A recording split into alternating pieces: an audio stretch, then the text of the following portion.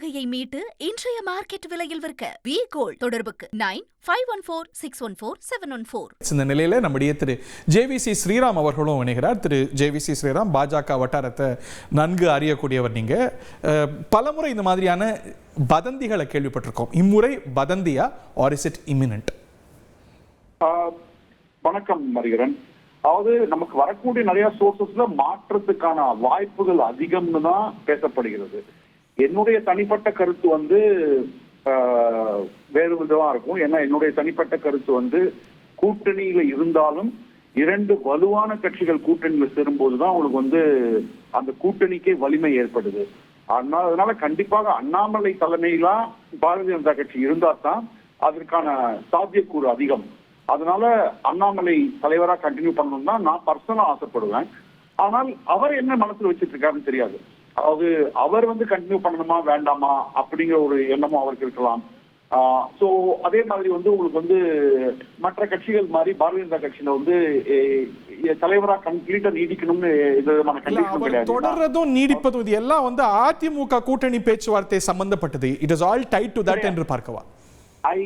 I completely disagree because அதிமுகவில் இருக்கக்கூடிய பல தலைவர்களும் பாரதிய ஜனதா கட்சி வலுவாக இருக்கணும். அதே சமயத்துல அண்ணாமலை தலைவராக இருந்தால் வலிமையா இருக்குன்னு தான் நினைக்கிறாங்க. அதே சமயத்துல அஇஅதிமுக அவர் எந்த கட்சியுமே பாரதிய ஜனதா கட்சி மாதிரியான வலுவான ஒரு தேசிய கட்சியிடம் எந்த கட்சியுமே கண்டிஷன் எல்லாம் போட முடியாது. அதாவது இவர் தலைவராக இருந்தா நாங்க கூட்டணி வச்சுக்க மாட்டோம், இவர் தலைவராக இருந்தா தான் நாங்க கூட்டணி வச்சுப்போம் அப்படின்லாம் அமித்ஷா கிட்ட யாரும் சொல்லவும் முடியாது, டிக்டேட்டும் பண்ண முடியாது. அது அவங்க internal decision based on several factors அவங்க டிசிஷன் எடுக்கலாம். அந்த டிசிஷன் பிரதானமான ஃபேக்டரா திரு அண்ணாமலையோட பிரையாரிட்டி இருக்கு. இந்த கூட்டணி வருதுன்னா இது எனக்கு சரி வராது, ஏன்னா ஏற்கனவே ஒரு நிலைப்பாடு எடுத்திருக்கேன் அப்படின்னு அதுல இருந்து விலக அவர் நினைக்கிறார். அதுதான் முக்கியமான ஃபேக்டர்னு பார்ப்பா. அது ஒரு ஃபேக்டர் இருக்கலாம். ஏன்னா எனக்கு முன்னாடி பேசினவரும் சொன்னாரு, பப்ளிக்காவும் சொல்லியிருக்காரு, என்கிட்ட பிரைவேட்டாவும் சொல்லியிருக்காரு அண்ணாமலை அவர்கள். அதாவது நான் கூட்டணி இருந்ததுன்னா நான் காரியகர்த்தா தொண்டனா இருப்பேன், கூட்டணி இல்லைன்னா தலைவனா இருப்பேன் அப்படிங்கிற இது மார்ச் 2024 ஒரு ஃபேக்டர் இருக்கு இல்லையா? தமிழ்நாட்டு அரசியல்ல தமிழ்நாடு பிஜேபியில அவருக்குன்னு ஒரு ஃபாலோவிங் இருக்கு. சோ அவர் ஒரு தொண்டர்னு பிஜேபி விட்டுருமா, இல்ல வேற ஒரு இடத்துல அவர் ஆனரபிளா ஒரு மத்திய அமைச்சராவோ இல்ல தேசிய அளவுல ஒரு நிர்வாகியாவோ ரீஅகாமடேட் பண்ணுமா? பாசிபிலிட்டி எல்லாமே இருக்கு சார். ஏன்னா அவர் அண்ணாமலைங்கிற பிஜேபிக்கு கிடைத்த ஒரு பொக்கிஷம், அதுல எந்த விதமான ஒரு ஐயப்பாடும் கிடையாது. அவரை எப்படி யூட்டிலைஸ் பண்ணிக்கணும்னு நேஷனல் பார்ட்டிக்கு தெரியும். அவரை யூட்டிலைஸ் பண்ண வேண்டிய இடத்துல யூட்டிலைஸ் பண்ணுவாங்க. இந்த கடந்த 5 வருடமா அவர் கட்சியில சேர்ந்த உடனே வைஸ் பிரசிடென்ட், கடந்த 4 வருடங்களாக 3.5 வருடங்களாக அவர் பிரசிடென்டா இருந்திருக்காரு. அவர் பிரசிடென்டா இருந்து 11%, 11.3% வாக்குகளை பெற்று ஒரு வலுவான ஒரு கூட்டணி அமைச்சு அந்த கூட்டணிக்கு ஒரு 18% ஓட்டு வாங்கி ப்ரூவ் பண்ணிட்டாரு. ஏன்னா பாஜக எல்லா கட்சியை சேர்ந்தவர்களும் நோட்டா கட்சி அந்த கட்சி இந்த கட்சின்னு சொல்லிட்டு இருந்தாங்க. அதெல்லாம் உடைச்சி எரிஞ்சு ஒரு 11% கிட்ட ஒரு கட்சியை நிப்பாட்டிட்டு பண்ணது மிகப்பெரிய அச்சீவ்மெண்ட்.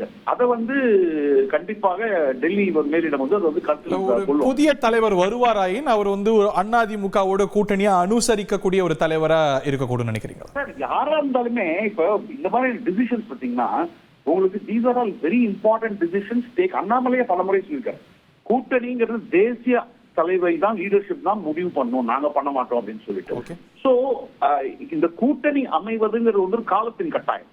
ஏன்னா காலத்தின் கட்டாயம் நான் சொல்ற காரணம் என்னன்னா, பாரதிய ஜனதா கட்சி 11% வாங்கி ப்ரூவ் பண்ணிடுச்சு. அஇஅதிமுக 22-23% வாங்கி 2024 அவங்களுக்கு பிரைம் மினிஸ்டர் கேண்டிடேட் கிடையாது, அஜெண்டா கிடையாது, பெரிய பெரிய கேண்டிடேட்ஸ் எல்லாம் கண்டெஸ்ட் பண்ணல, அப்படியும் பண்ணிருக்காங்க.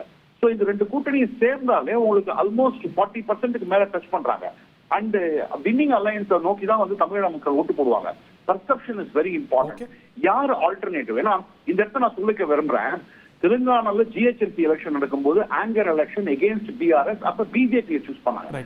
ஆனா 2023 அசம்பிளின்னு வரும்போது அவங்க என்ன பண்ணாங்கன்னா, இல்ல பிஜேபி சவுதர்ன் தெலுங்கானால ஸ்ட்ராங்கா இல்ல, அதனால யாருக்கு ஓட்டு போட்டா பிஆர்எஸ் தோக்கடிக்க முடியும், காங்கிரஸ் ஓட்டு போட்டா தோக்கடிக்க முடியும், தோக்கடிச்சாங்க. அதே சமயத்துல 2025 டெல்லி எலெக்ஷனுக்கு பாத்தீங்கன்னா 2024லயே காங்கிரஸ் கட்சி தான் ஆரம்பிச்சாங்க வேலையா.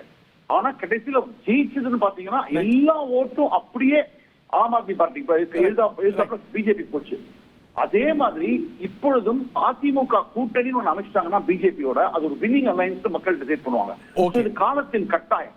இந்த காலத்தின் கட்டாயத்துக்கு ஏற்ற மாதிரி தான் எல்லாமே நடக்கும். Thank you mister JVC. அடகு நகையை மீட்டு இன்றைய மார்க்கெட் விலையில் விற்க வி கோல்ட். தொடர்புக்கு 9514614714.